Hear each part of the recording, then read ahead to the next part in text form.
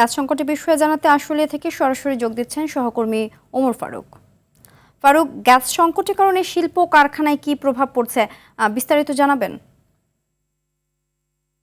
আপনাকে ধন্যবাদ। আমি আপনাকে জানিয়ে রাখি, গ্যাস সংকটে সবচেয়ে বেশি মারাত্মক ক্ষতিগ্রস্ত হচ্ছে কিন্তু শিল্প মালিকরা। শিল্পাঞ্চল আশুলিয়ার যে সকল শত শত শিল্প কারখানাগুলো রয়েছে সেগুলো কিন্তু গ্যাসের কারণে উৎপাদন মারাত্মকভাবে ব্যাহত হচ্ছে।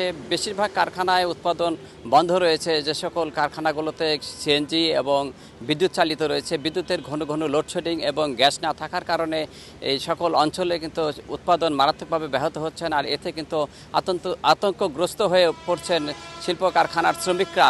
বেশিরভাগ কারখানা ছুটি ঘোষণা করায় তারা মধ্যে দিন কাটাচ্ছেন, কখন জানি স্থায়ীভাবে বন্ধ হয়ে যায় শিল্প কারখানা। দ্রুত এই শিল্প কারখানার গ্যাসের উন্নয়ন ঘটিয়ে এই শিল্প কারখানা সচল রাখবেন, এমনটাই তাদের দাবি।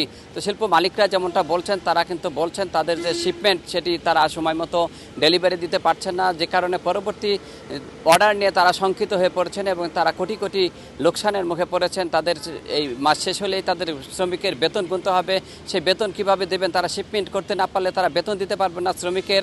এ নিয়ে নানা সংখ্যায় রয়েছেন শিল্পাঞ্চলের গার্মেন্টস শ্রমিক এবং মালিকরা। তো শিল্পাঞ্চল আসলে এই শিল্প কারখানার পাশাপাশি যে ইঞ্জিন চালিত গাড়িগুলো রয়েছে সে সকল গাড়িতে কিন্তু গ্যাস পাচ্ছে না। বেশিরভাগ সিএনজি পাম্পগুলো বন্ধ রাখছে প্রেশার না থাকার কারণে। তো সব মিলে এই মুহূর্তে গ্যাস সংকটে চরম আকার ধারণ করছে শিল্পাঞ্চল আশুলিয়ায়। তো এই ছিল শিল্পাঞ্চল আশুলিয়া থেকে গ্যাস সংকট নিয়ে আমার কাছে সর্বশেষ। সিনথিয়া, ধন্যবাদ।